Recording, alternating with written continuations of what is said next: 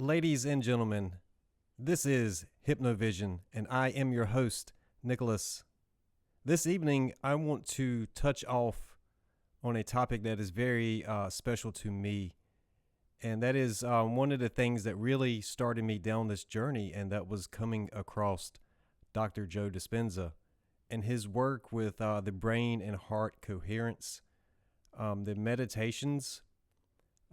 It has truly and profoundly set me on this journey because of being able to sit still and know myself and start to understand the language that is within us as human beings.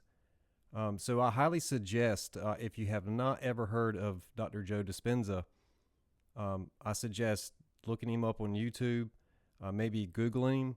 There are literally tons of surrounding type information on the topic of the brain and heart coherence, the electromagnetic field that the heart extends beyond the body is, in many senses, the aura. And when you get into spirituality, that the term aura is pretty well at home in spirituality. But the perceptions in which everybody looks at things sometimes is it's different, but it's the same thing. In other words, one person might call it the electromagnetic field, another person might refer to it as an aura. It's the same thing. There is information and data within that field, within that range. And when we get to syncing our heart and our brain, in other words, the simplest term would be to follow your heart. And the heart knows the way. But oftentimes what happens is we get into this adversarial type dynamic internally where we start to deny ourselves things. We can feel down about ourselves, feel a sense of low self-worth and things like that really ultimately it shrinks our heart field, if you want to call it that. Now, all of this stuff, I do recommend anybody that is listening not to just simply take everything I say as absolute truth, but take it as my testimony. I am opening up and talking about this stuff because it has absolutely changed my life. And something else happened during this time that I could not understand when I first started going through it. And this is an important time for me to stop and say that some of these things, not everybody should go through some of this stuff alone. It is very, like Dr. Joe Dispenza and the clinics and stuff, they all have doctors, there's medical staff and stuff like that.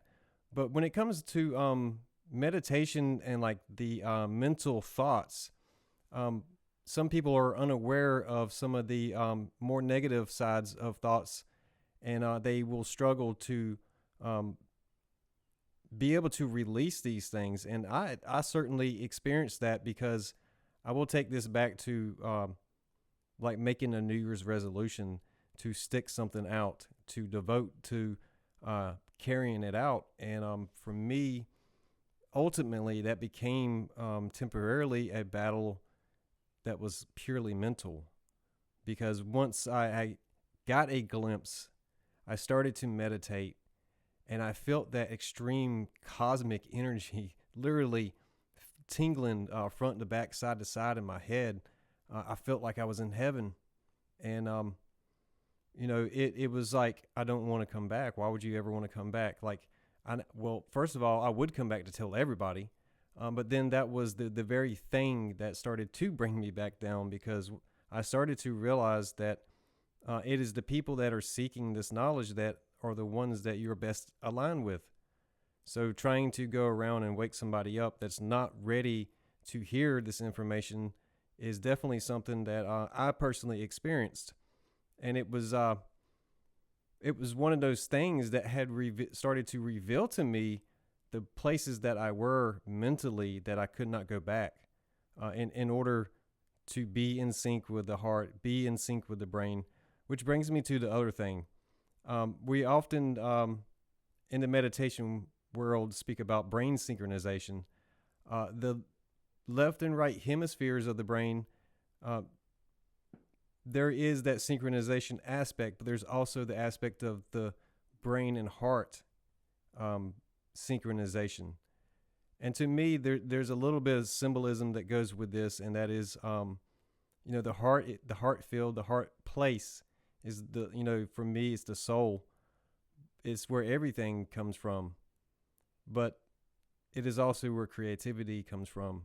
So it is really deep in the subconscious, so to speak. That is like, for me, that would be like where the inner child lives, and is protected by many, many layers within that field, and ultimately within the physical body contained as spirit.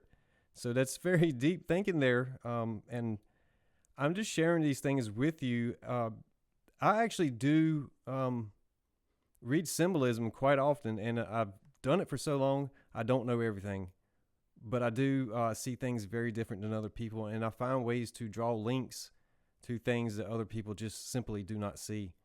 And that doesn't make me absolutely right. It just means I see a parallel to a topic, or how this ties into something else that maybe somebody else hasn't seen. And once I point it out, they realize, hey, maybe there is something to this. Just how my journey in coming across Joe Dispenza allowed me to realign a lot of things in my life, and to completely change on the inside. So that would be metaphorically the inner beauty, right? And the other thing I experienced was the Kundalini energy. And, with me being a male and going online and starting looking at things, it was quite confusing at first, because I am a male biologically. And that is a very controversial topic with certain people. And I'm not here to talk about the outward exteriors. I'm talking about the inward energy, the energetic magnetic field that is scientifically based, that is real and legit. The energy in the imagination, that feminine energy of nurturing in the imagination, the compassion that allows you to forgive yourself and does not shame you for making a mistake. Mother Gaia, which is Mother Earth. And, Mother Earth is abundant. We live on this planet. We have everything that we need is provided for us. And we live in this illusion that everything is somehow a scarcity. We live in these places where there's fear-based thinking. And all of these things keep us in our lower mindsets. It keeps us in these fight or flight mindsets, which ultimately leaves us in the survival mode. And we can start to make decisions impulsively. We have trouble focusing on things. And then we really ultimately shorten our lifespan with overthinking and worrying, because we have trapped ourselves inside of our lower mind. And this is something that it's taken this past year for me to like grasp the enormity inside of myself. Because how do you describe space? How do you imagine space inside of your mind? At some point, your mind runs out of energy to imagine the expanse of space. It almost hurts to think about it. So you just know that space is expansive. And so are you. The inner beauty of creation in the imagination is yours to choose how you want to make it. But first, you must overcome the lower mind to gain access to the higher consciousness. And this brings me to something else. 5D is a terminology that you have probably heard if you've clicked on my channel. 5D is all five senses. And what is the sixth sense? That would be spirit, I think. But you have sight, sound, touch, smell. Oh, I should have counted on my fingers. But the point being, the five senses are the lower physical senses. And then everything above the fifth sense. The sixth sense is things that are not seen with the physical eye, but you absolutely do experience through other senses in the body, which are things that are very internalized. And a lot of people have fear and worry about speaking up about what is in their imagination. What, if you look at it in an energetic format, it's not so much about the person. It is about the energy. It is about the form. It is about the signature of the vibration. And that will ultimately reveal the root cause. And, when you look at it this way, it's not personal. So you start to see these things in other people, and sometimes you do want to help. And for me, finding out a way to not cross somebody else's boundary and try to force help on them. So accepting it and allowing yourself to observe things without reacting is another way to look at this.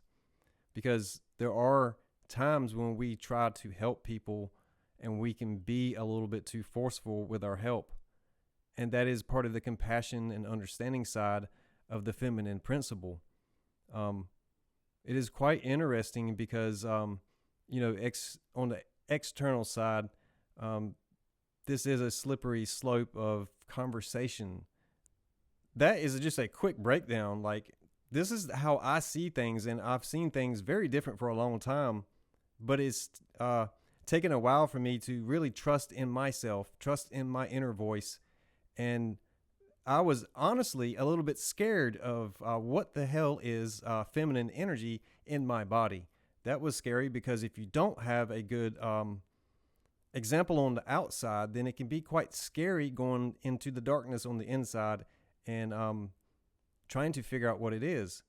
So we do give emotion to our own fears, and we make those fears grow. And this is to do the opposite, to get in alignment with the heart and the brain and release chemicals like oxytocin, dopamine regulation, serotonin regulation, all these different things that bring the chemical balance in your body back into a harmonious balance. And it also, the benefit from that is a heightened sensitivity, a heightened awareness of the things going on around you, and being present, being in the moment, and actually being able to understand and communicate to those around you. And I will put some graphics throughout this video, and I highly suggest anybody listening, again, this is really more testimony, and I'm pointing to the fact of, the stuff with Joe Dispenza. I highly recommend it. I highly recommend meditation and introspection through journaling to uncover what it is that is your heart's desire. What makes your heart sing? What makes your heart glow? And that, my friends, is what it's all about. It is about glowing. It is about evolving. It is about ascending to a higher understanding, more harmonious things in your life. What you focus on grows. So focus on love and grow love inside of you. Because in order to get what it is you want to receive, first, you have to be willing to give it. And that, my friends, is the truth and honesty from me. I'll see you down the road.